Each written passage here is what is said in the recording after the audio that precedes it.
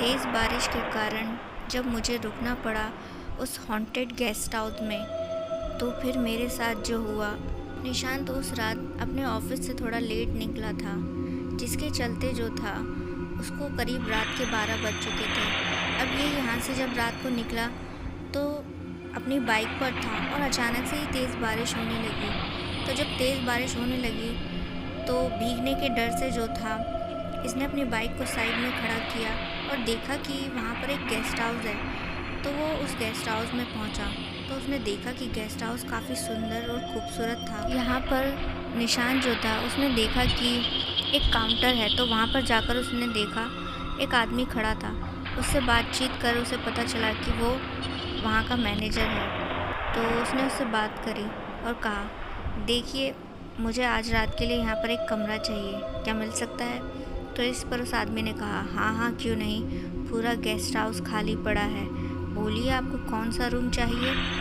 तो इस पर जो था निशान ने कहा, जो भी सही लगे आप दे दीजिए, वैसे भी मैं यहाँ पर बहुत दूर से आता हूँ, जिसकी वजह से तेज़ बारिश में अब मैं घर नहीं जा सकता। उसके बाद जो था उस आदमी ने एक कमरे की चाबी जो थी निशांत को दे दी और ख़ुद उसके साथ जाकर जो था उसे कमरा दिखा दिया। अब ये जो आदमी था गेस्ट हाउस का, ये निशांत के साथ उसके कमरे में पहुंचा तो निशांत ने देखा कि कमरा बहुत ज़्यादा खूबसूरत है और साफ़ सुथरा भी है।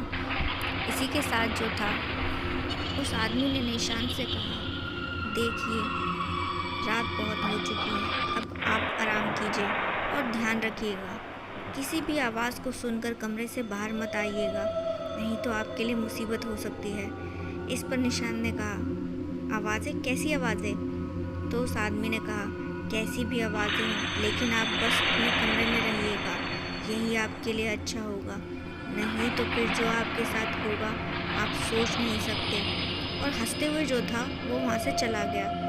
निशांत को लगा कि ये आदमी जो है थोड़ा सा दिमाग से पागल है। निशांत ने अपने कमरे का दरवाज़ा बंद किया, वो आराम से जाकर फ्रेश होकर जो था अपने बेड पर सो गया। तो इसके बाद जो था अचानक से ही रात में उसकी आंखें खुली, ऐसा लगा जैसे कि कोई रो रहा है। तो वो जो था उस रोने की आवाज़ को सुनने के बाद जो था एकदम से जैसे ही अपने कमरे के दरवाजे तक पहुंचा तो उसे याद आया कि वहाँ के मैनेजर ने क्या कहा था। फिर उसे लगा कि वो तो पागल है, कुछ भी बोलता है। ऐसा करके जो था वो अपने कमरे से निकला तो उसने देखा कि वो जो मैनेजर है उसके साथ में एक लड़की खड़ी थी और वो उस लड़की को लगातार डांट रहा था, जिसकी वजह से वो लड़की रो रही थी। अब इन दोनों को देख जो था निशांत उनके पास पहुंचा और बोला, क्या है, तुम इस लड़की को किस लिए डांट रहे हो, आखिर प्रॉब्लम क्या है यहाँ पर? तो वो जो लड़की थी उसने कहा, देखिए ना सर, ये मुझे डांटे जा रहे हैं जबकि मेरी तो कोई गलती भी नहीं है। तो इस पर उस मैनेजर ने कहा, तुम्हारी गलती नहीं है तो क्या मेरी गलती है? आखिर तुमने ऐसा क्यों किया, कहो मुझसे। तो इस पर निशान जो था उसने कहा, अरे प्रॉब्लम क्या है, क्या बात हुई है जो तुम आपस में झगड़ रहे हो, मुझे बताओ, मैं सॉल्व कर दूंगा। तो वो दोनों जो थे अचानक से ही शांत हो गए, एकदम कुछ नहीं बोले। निशांत ने फिर पूछा, अरे बोलो ना क्या प्रॉब्लम है। तभी वो दोनों जो थे निशांत की ओर मुड़े। अचानक से ही निशांत ने देखा कि उन दोनों का चेहरा जो था एकदम डरावना और भयानक हो चुका था। ये देख वो घबरा गया और कहने लगा, तुम लोग कौन हो? तो इस पर वो दोनों बोले, अब तक भी तुम्हें समझ नहीं आया, आज तो तुम्हें हम जिंदा नहीं छोड़ेंगे, आज तुम्हें मार कर ही रहेंगे। इतना कहकर वो जो थे निशांत के पीछे आए। तो निशांत जो था घबरा कर अपने कमरे में जाकर छुप गया। उसने अपने कमरे के दरवाजे को भी अच्छे से बंद कर लिया और उसे समझ नहीं आ रहा था कि ये चल क्या रहा है यहाँ पर। उसके बाद जो था निशांत घबरा कर अपने कमरे में बैठा हुआ था और तभी उसने बाहर से उन लोगों की आवाज़ें सुनी। उसे समझ नहीं आया कि अब उसे क्या करना चाहिए। वो परेशान होकर कमरे में यहाँ वहाँ टहलना शुरू हो गया। तभी जो है उसे याद आया कि क्यों नहीं मैं इस कमरे की खिड़की से कूदकर इस गेस्ट हाउस से बाहर निकलकर भाग जाऊं, इससे उसकी जान बच जाएगी। इसके बाद जो था जैसे ही उसने खिड़की का पर्दा हटाया तो उसने देखा तो उसके पैरों तले की ज़मीन खिसक गई। दरअसल में उस कमरे में कोई खिड़की थी ही नहीं, वो तो बस बेवकूफ़ बनाने के लिए एक पर्दा लगाया हुआ था और उसके पीछे सिर्फ और सिर्फ दीवार थी। अब उसे समझ नहीं आया कि किस तरीके से वो वहाँ से बचकर निकले।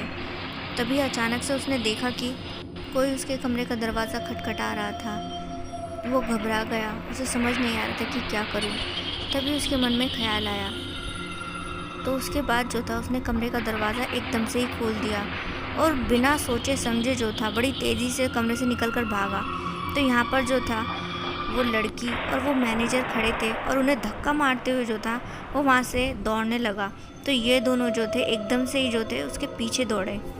यहाँ पर निशान जो था घबराहट में अचानक से ही गिर गया और वो लोग जो थे एकदम से वहाँ पर आ गए और निशान को पकड़ लिया और कहने लगे, आज चाहे जो हो जाए तुम हमारे हाथों से बचकर ज़िंदा वापस नहीं जाओगे। एक बार जो इस गेस्ट हाउस में आता है वो कभी यहाँ से वापस नहीं जाता है और आज रात हम तुम्हें मार कर तुम्हारा खून पिएंगे। निशान जो था उनके आगे हाथ जोड़ने लगा, लेकिन वो दोनों जो थे किसी दरिंदे की तरह हंस रहे थे।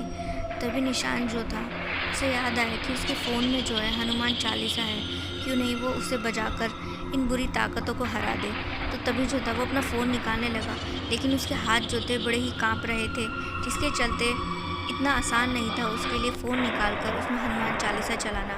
घबराहट के मारे उसका दिमाग काम करना बंद कर दिया था, लेकिन फिर भी वो हिम्मत नहीं हारा और जैसे ही उसने फ़ोन निकाल कर उसमें हनुमान चालीसा चलाई तो वो दोनों जो बुरी आत्माएं थी वो चीखने और चिल्लाने लगी और कहती हैं, इसको बंद कर दो नहीं तो हम तुम्हें जान से मार देंगे। तो निशान ने कहा, वैसे भी तो कौन सा तुम मुझे ज़िंदा छोड़ने वाले हो, मैं इसे नहीं बंद करने वाला, मुझे जाने दो यहाँ से, नहीं तो इस हनुमान चालीसा को सुनकर तुम भी ज़िंदा नहीं बच पाओगे। वो दोनों बुरी आत्माएं धुआं बन वहाँ से गायब हो गई और इस तरह जो था निशान की जान उस रात हनुमान चालीसा की वजह से बच गई।